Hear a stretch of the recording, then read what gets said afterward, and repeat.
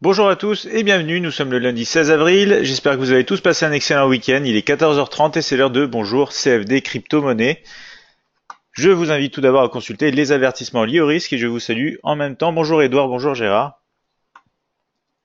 Donc si vous avez des questions au cours de cette analyse live, n'hésitez pas, bien évidemment. On va démarrer tout simplement cette semaine avec la présentation du nouvel outil en fait Admiral Market qui s'appelle Avenir Crypto-Monnaie. Je vais vous présenter ça rapidement sur notre site internet. C'est un outil intéressant qui vous permet donc d'avoir tout simplement toutes les crypto-monnaies récapitulées en fonction de plusieurs critères. Vous avez donc bien sûr les noms. Ici, vous avez le classement qui démarre avec la capitalisation boursière. Vous retrouvez différents éléments qui vont vous permettre de cataloguer très rapidement, peut-être de voir justement les meilleurs mouvements sur les 24 heures, sur les 7 derniers jours, là où on a la meilleure liquidité et d'autres facteurs qui vous permettront d'analyser, de trouver peut-être les crypto-monnaies qui vous intéressent le plus.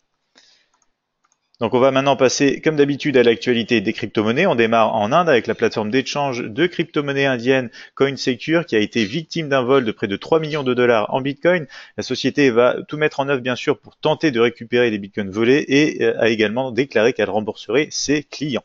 Côté US cette fois, Michael Hartnett, responsable des stratégies de placement au sein de Bank of America, pense quand même que le Bitcoin serait en réalité toujours la bulle spéculative la plus grande de l'histoire.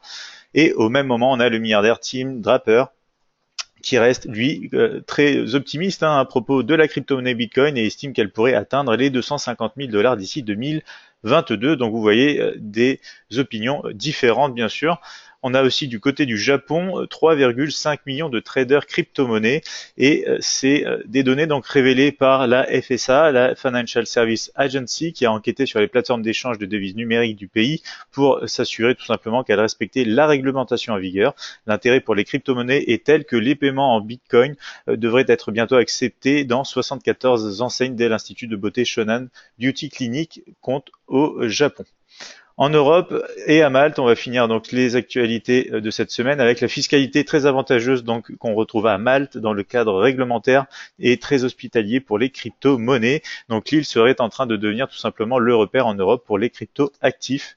On va maintenant passer au support et résistance des crypto-monnaies justement. On démarre avec le BTC USD CFD, le Bitcoin, pour un support qui démarre sur les 7500, 6600, 5740, des résistances et obstacles à la hausse à partir tout simplement des 8250, 9000 et 10 000. Pour le Bitcoin Cash, le BCH USD CFD, les premiers supports démarrent sur les 670, 600 et 520, tandis que les résistances et structures à la hausse seront placées sur les 775, 900 et 1150. Pour l'Ethereum, le THUSD CFD, le premier soutien visible sur le graphique est notamment présent au 470. On a aussi les 400 et les 365. Des résistances apparaissent dès les 560, 670 et 755. Du côté du Ripple, le XRP USD CFD, on a des premiers supports sur les 0,51, 0,46 et 0,40, tandis que les résistances et obstacles à la hausse se trouvent sur les 0,69, 0,85 et le niveau clé psychologique des 1. On passe au Litecoin, le LTC USD CFD, avec notamment un support sur les 120, 110 et 100, tandis que les résistances démarrent sur les 135, 160 et 185. Sur la crypto-monnaie Dash, le DSH USD CFD, on a des soutiens sur les 350, 300 et 250, tandis que les obstacles à la hausse démarrent sur les 400, 450 et bien sûr les 500. On va aussi voir bien sûr la crypto-monnaie Monero XMR USD CFD avec des supports sur les 165, 150 et 105, tandis qu'on retrouve des résistances sur les 200, 220 et 250. La crypto-monnaie Zcash ZEC USD CFD obtient maintenant des supports sur les 220, 205 et 170, tandis qu'on a des résistances sur les 270, 315 et 350. On va bien sûr passer maintenant au graphique crypto-monnaie MT5 et on se retrouve sur la plateforme de trading Admiral Markets MetaTrader 5. On a le mini terminal à droite ici qui nous aide comme d'habitude à évaluer donc les tendances force et momentum. On est sur un graphique Bitcoin ici, BTC, USD, CFD, un graphique journalier. On va zoomer un petit peu, mais justement avant on va voir qu'on a une large oblique ici qui tout simplement a été cassée récemment, une oblique baissière. On est en train de retrouver notamment des négociations autour de l'oblique haussière moyen long terme aussi, le tout au-dessus du niveau clé des 7500 après un rebond sur les 6600. On va voir en détail bien évidemment sur un graphique H4 et horaire, mais d'abord la tendance reste encore pour le moment plutôt à la baisse. On a un momentum et une force positive, mais on est en train de voir donc justement les premiers signes d'une réaction et on pourrait repasser à la hausse. Donc on va voir ça bientôt. On va aller en graphique H4 et retrouver justement ici donc un peu plus de détails. Vous le voyez ici, on a eu pas mal de rebonds sur le niveau de support justement des 6600. Donc après tous ces tests, on a fini par valider la cassure du niveau supérieur des 7500 et notamment ici la cassure de cette oblique baissière. Donc on est peut-être en train d'arrêter justement de continuer de descendre sur le Bitcoin. On pourrait consolider un petit peu ou démarrer possiblement le retournement de la tendance pour revenir à la hausse. Ici, pour l'instant, vous le voyez, on se heurte quand même à la résistance des 8250.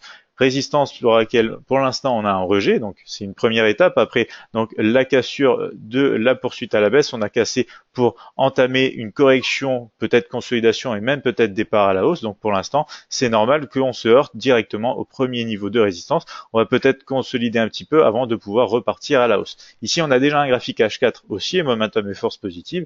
On va passer tout simplement en graphique horaire pour voir un peu plus en détail ce qui nous attend. Vous le voyez ici, on a la formation d'un canal haussier pour le moment. On est en train d'ailleurs de tester la partie basse de ce canal haussier. On va d'ailleurs ajouter les derniers points haut et bas et voilà, on aura confirmation d'un mouvement baissier en direction ici des 7780 si on casse les derniers points bas et notamment la partie basse du canal haussier ici horaire, et on pourrait avoir un scénario de poursuite à la hausse bien sûr au-dessus de cette résistance. Il faudrait faire attention à la partie haute bien sûr du canal haussier, donc plutôt comme ceci. On pourrait avoir voilà, un scénario assez court-termiste comme ceci en cas de cassure donc de la partie basse. En cas de cassure de la partie hausse ici du canal, on pourrait se diriger vers les 9000. Ce qui peut se passer, c'est bien sûr un test ici, on commence à consolider encore un peu, on rebondit ensuite sur les 8250 une fois qu'ils sont cassés. Donc bien évidemment, sur la semaine, c'est plutôt un scénario haussier qui serait intéressant au-dessus des 8250 après confirmation du price action bien sûr. Et pour l'instant, on peut avoir un mouvement de retracement qui viserait tout simplement le niveau intermédiaire des 7780. Si jamais le mouvement va plus loin, on aura toujours un test impossible de rebond à la hausse sur les 7500 étant donné ce qui s'est passé sur price action sur les unités de temps plus larges comme le journalier. Le graphique horaire pour l'instant vous le voyez plutôt à la baisse, on essaye de casser les derniers points bas pour le moment et on verra sur la semaine si on a le scénario haussier déclenché au-dessus des 8250 ou si au contraire on va aller chercher des niveaux inférieurs pour trouver un prix plus intéressant pour peut-être racheter tout simplement le Bitcoin à un meilleur prix. On va voir maintenant le Bitcoin Cash, graphique journalier. Vous le voyez ici, on a une oblique baissière qui a été cassée. Alors on va zoomer un petit peu. On voit ici les bougies journalières justement qui cassent cette oblique. On est maintenant dans le nuage des moyennes mobiles exponentielles 20 et 50 et on a toujours donc une tendance plutôt baissière, mais on a des premiers signes justement, un petit peu comme sur le Bitcoin bien sûr, d'un regain d'énergie sur le marché crypto-monnaie.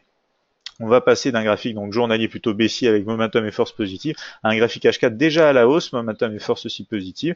On est repassé au-dessus du niveau important des 670, on a cassé donc cette oblique baissière moyen long terme et pour l'instant on a même une oblique haussière qu'on pourrait continuer de respecter si jamais on vient retester comme ceci. On pourrait continuer donc dans le mouvement haussier. On va tout simplement actualiser les scénarios. Mais le scénario, c'était déjà donc quelque chose de haussier au-dessus des 170. Je vais maintenant pouvoir, par exemple, mettre un scénario haussier de poursuite uniquement au-dessus de la résistance. Du moment qu'on est sous cette résistance, on peut avoir un mouvement ici de retracement, possiblement pour aller tester ce niveau important de support dans le cadre peut-être d'une période de consolidation en attendant de véritablement se décider à partir à la hausse. On va regarder ce qui se passe sur un graphique horaire. On a ici sur ce graphique horaire justement des négociations avec des derniers points hauts et bas qui correspondent donc un petit peu ici au-dessus, un petit peu en dessous du niveau, mais on a la partie médiane voilà qui correspond à la résistance des 775. Ici, si on casse les derniers points bas, on pourrait aller retester tout simplement le niveau intermédiaire des 715 qui a joué ici rôle de support, ici rôle de résistance. Donc on pourrait avoir un test de ce niveau avant d'aller retester possiblement les 775. Donc Pour l'instant, vous commencez à le voir, on a des premiers signes en fait de regain d'énergie sur le marché crypto, mais c'est pas pour ça que ça va repartir d'un coup forcément. Ça peut consolider en attendant justement de trouver de meilleures occasions, de meilleurs niveaux de prix pour vraiment commencer à décoller. Donc pour l'instant, on est plutôt ici en train d'essayer de corriger, de taper les derniers points bas. Ce graphique pour l'instant horaire et voilà vient de passer justement à la baisse sur. Alors on hésite, hein, vous le voyez sur le mini terminal puisque ça va dépendre certainement des derniers points bas cassés ou non. Et on va voir ce qui se passe, bien sûr, on regardera ça au cours de la semaine. On va maintenant passer sur l'Ethereum. L'Ethereum ici qui casse aussi cette oblique baissière, c'est tout simplement un signe qu'on retrouve sur pas mal de crypto-monnaies étant donné la corrélation crypto-monnaie, bien évidemment. On a des négociations maintenant dans le nuage des moyennes mobiles. Donc le tout au-dessus des 400, le niveau de support intéressant.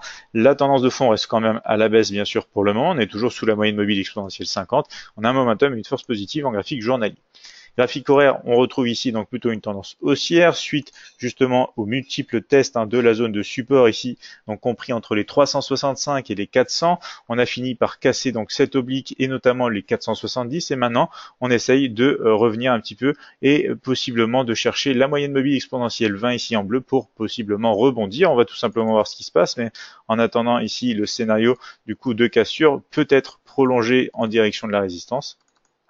Et si jamais on réintègre un petit peu trop cette zone, on aura bien sûr pas mal de structures avec cette oblique ici, notamment le support, mais on pourrait aller rechercher les 400. Je vais regarder ce qui se passe en graphique horaire. Vous l'avez vu, le graphique H4 est déjà haussier. Graphique horaire, on a ici aussi, donc voilà, comme ceci, un canal haussier sur lequel on est en train de tester la partie inférieure, la borne basse, avec notamment les derniers points bas, et on a aussi le niveau intermédiaire de support des 500. Donc ici, on a pas mal de structures. Donc soit ça peut casser toutes ces structures pour aller justement tester les 470, soit ça va nous aider à rebondir et à passer à la hausse et compléter donc le scénario en direction des 560. Bien sûr, attention à l'extension ici, comme ceci, de la borne haute de ce canal qui pourrait aussi donc être dessiné de cette manière. Ici, c'est la manière un petit peu plus, comment dire, conservatrice, hein, c'est-à-dire qu'avec un mouvement anticipé un petit peu plus petit, mais on peut avoir très bien une borne haute qui nous emmène aussi jusqu'à la résistance des 560. Ici, on a pour l'instant un graphique horaire plutôt baissier, momentum et force négative, donc attention, possible cassure ici pour aller retester les 470 en cas donc de mauvais rebond et d'échec justement à poursuivre à la hausse. On va maintenant passer sur le XRP USD, graphique journalier. Ici aussi, vous le voyez, on va zoomer, on a cassé donc une oblique. On est aussi dans le nuage des moyennes mobiles en train de tester. Pour l'instant, on réagit sur la moyenne mobile exponentielle 50. Pour l'instant, vous le voyez, on rebondit à la baisse sur ce niveau. On a cassé les 0,51 ici. On va retrouver plus de détails en graphique H4. Bien sûr, la tendance de fond reste pour l'instant à la baisse. Ici, d'ailleurs, on est en train de voir qu'on réagit donc assez fortement sur la résistance des 0,69. On est en train de se retourner et d'aller du côté des 0,62, niveau intermédiaire de support. Donc pour l'instant, les scénarios, voilà, comme on l'a vu au cours de l'analyse matinale, c'est plutôt le scénario baissier qui est en train de se produire sur ce graphique ici qui est en graphique H4 plutôt aussi momentum et force positive. C'est juste qu'on va possiblement consolider dans cette zone ici après donc la belle cassure à la hausse donc de cette oblique et notamment des 0,51 en graphique horaire. On va voir ce qu'on a. On a commencé à justement avoir une formation ici d'un triangle en indécision. On rajoute les derniers points haut et bas. On est en train de casser à l'heure actuelle les derniers points bas, donc possible scénario en train de se faire en direction des 0,62. Premier niveau intermédiaire, si on casse les 0,62, on pourrait même aller chercher les 0,55 avant de retrouver donc d'autres acheteurs sur cette crypto-monnaie XRP USD CFD. On passe maintenant au Litecoin, le LTC USD CFD graphique journalier. Vous le voyez, on est en négociation ici dans cette zone, compris entre les 110 et les 135. On a aussi cassé une oblique, mais on se retrouve une fois de plus dans le nuage des moyennes mobiles. Donc, réelle corrélation, vous le voyez sur toutes les crypto-monnaies en ce moment. Graphique H4 ici. Donc, on est en train de tester tout simplement la zone des 135, mais vous l'avez vu, on a une zone un petit peu plus large. En fait, on est entre les ici 132 et 135. Ce sera une zone à franchir et à retester de l'autre côté pour réellement avoir un rebond et quelque chose d'intéressant à la hausse. Mais pour l'instant, on est dans un range entre ces fameux 135 pour la résistance du haut et le support des 110 sur la partie basse ici. Donc, si on dézoome un peu, ça se voit encore mieux. Vous allez voir ici avec tous les tests qu'on a réalisés donc sur la partie support des 110, on est en train de faire plusieurs tests aussi sur la partie résistance, donc véritable zone de range pour le moment sur cette crypto-monnaie, le Litecoin en graphique H4. Donc ici, on avait un scénario plutôt aussi au-dessus des 120 en direction de la partie haute. Maintenant qu'on a eu donc ce scénario, on va tout simplement avoir un scénario plutôt baissier depuis cette zone, justement, scénario qui est en train possiblement de se faire, et uniquement donc un scénario haussier au-dessus du niveau, ou si on atteint bien sûr la partie basse, on pourra retrouver des scénarios haussiers. Mais étant donné où on en est pour le moment, on va tout simplement mettre un scénario haussier au-dessus de la résistance comme celle-ci, en direction de la prochaine résistance avec les 160. On va voir ce qui se passe quand même en graphique horaire. Vous avez vu, le graphique H4 est déjà haussier. Et ici aussi, on a commencé à consolider, à avoir un triangle d'indécision avec des tests sur la partie basse, des tests sur la partie haute. Et ici, on rajoute les derniers points haut et bas, un petit peu comme sur la crypto-monnaie précédente. On va peut-être avoir un mouvement baissier à très court terme en direction des 120 dans le cas d'un graphique horaire qui est déjà baissier, momentum et force négative ici.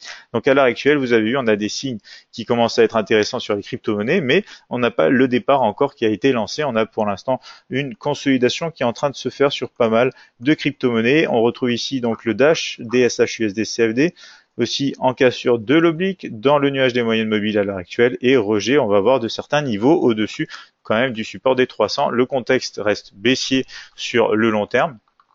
Ici, on est donc au-dessus des 350, donc c'est plutôt un scénario haussier tant qu'on reste au-dessus des 350 qui est favorisé, mais on va le voir, hein, on est en période aussi un petit peu de consolidation sur un graphique horaire ici. On va retrouver justement ici encore donc la formation d'un triangle d'indécision dont la partie haute correspond avec la résistance intermédiaire des 385. Donc ici, si on casse les derniers points bas par exemple, on peut se rendre ici, par contre, vous le voyez, on n'a pas beaucoup de distance à parcourir, mais on peut se rendre sur le support des 350. En revanche, si on casse les 350, on peut aller donc voir pour un retracement plus profond sur les 320 sur un graphique horaire qui est déjà à la baisse, momentum et force positive. Négative, pardon. Et donc ici, hein, si au contraire on rebondit, on peut aller chercher la partie haute, mais il faudrait attendre confirmation de la cassure des derniers points hauts et notamment des 385, la résistance intermédiaire, pour possiblement se rendre déjà sur les 400, la prochaine résistance. On passe maintenant à la crypto-monnaie Monero.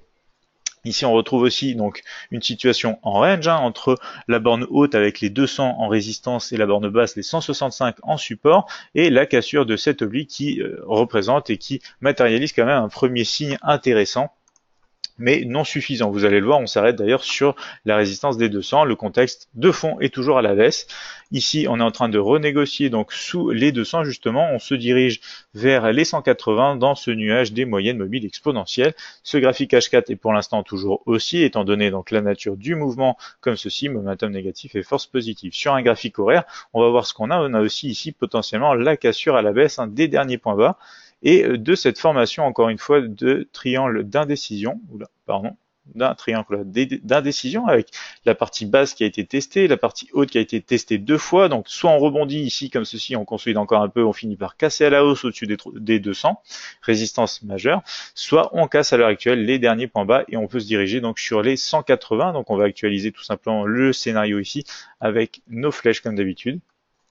Ici, on va avoir un scénario favorisé uniquement hein, si on passe au-dessus des 200, mais vous le voyez, pour l'instant, on réintègre vraiment la zone de range, donc très certainement, on va tout simplement avoir une poursuite en direction, pour l'instant, des 180 qui va représenter un petit peu la partie médiane, même si c'est pas exact, mais le niveau intermédiaire, en fait, entre la partie haute et basse du range sur cette crypto-monnaie XMR USD CFD, la crypto-monnaie Monero.